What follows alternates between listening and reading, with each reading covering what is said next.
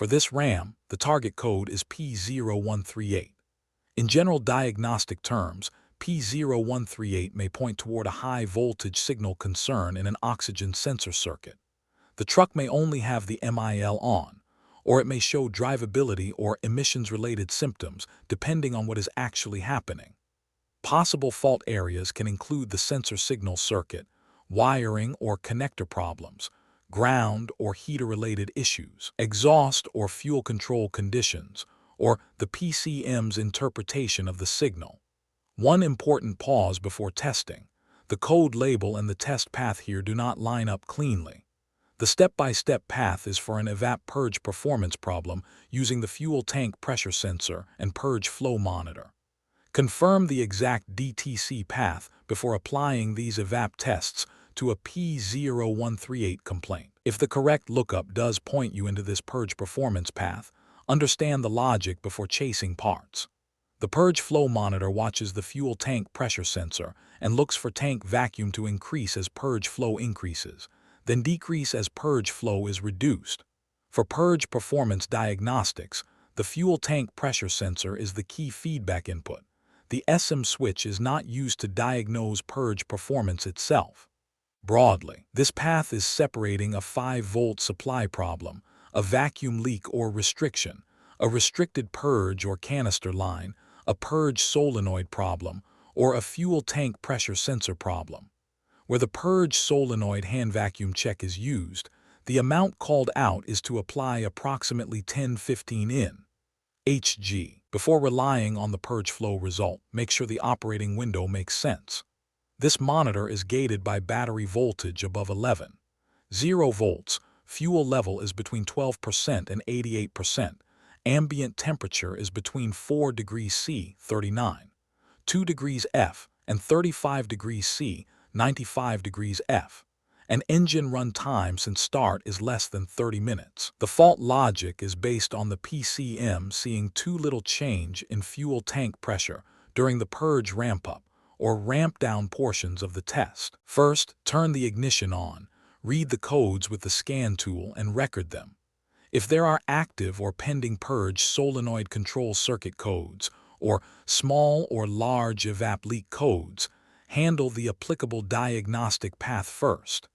If none of those are active or pending, continue with the purge flow routine. Next, check for an active purge performance condition. With the ignition on, vent any pressure or vacuum in the fuel tank before starting the SM/purge flow forced monitor. Open the capless fuel filler with the vent, or remove and reinstall the fuel cap, so the tank pressure is closer to atmosphere and the routine gives a cleaner result. Then run the forced monitor with the scan tool and match the result to the condition you see. If all the monitors pass and the pressure changes are well beyond the pass thresholds, the purge system is passing at that time. If the passes are close to threshold, think about a possible partial restriction in the intake manifold vacuum port or manifold hose. The example shown uses a -50 Pa pass threshold, a pressure decrease of -20 Pa fails, and a pressure decrease of -60 Pa passes. If side 1 passes but side 2 fails with very high vacuum, well below approximately -500 Pa, and the vacuum holds or bleeds off very slowly after purge is turned off, look at the fresh air inlet filter or hose restriction.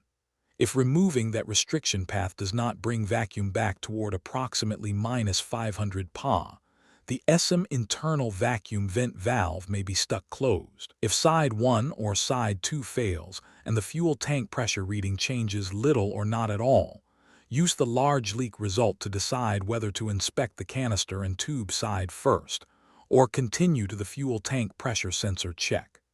If the SM switch does not close, or the purge solenoid is suspect, skip ahead to the intake manifold vacuum port check. If the forced monitor points you toward the canister to fuel tank pressure side, turn the ignition off, remove the recirculation tube from the fuel tank pressure sensor, and connect a hand vacuum pump to the sensor.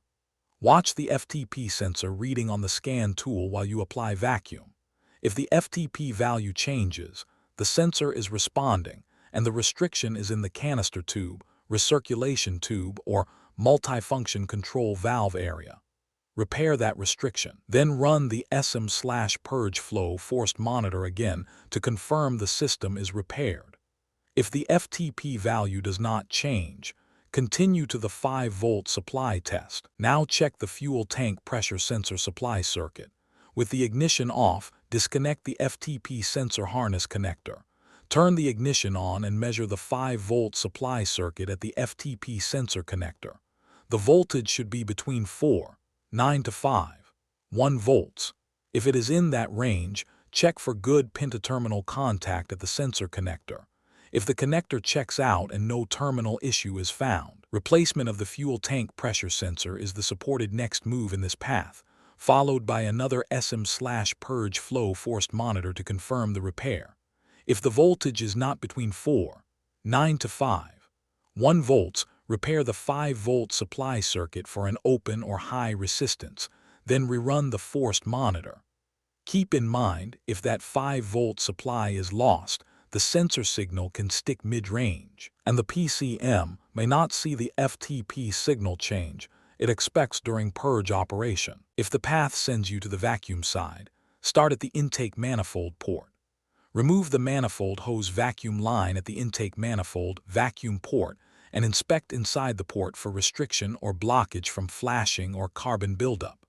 If the port is restricted, repair the restriction and rerun the forced monitor. If the port is clear, reinstall the manifold hose at the intake manifold. Remove the manifold hose at the purge solenoid inlet. Start the engine, let it idle, and check whether sufficient engine vacuum is reaching the purge solenoid.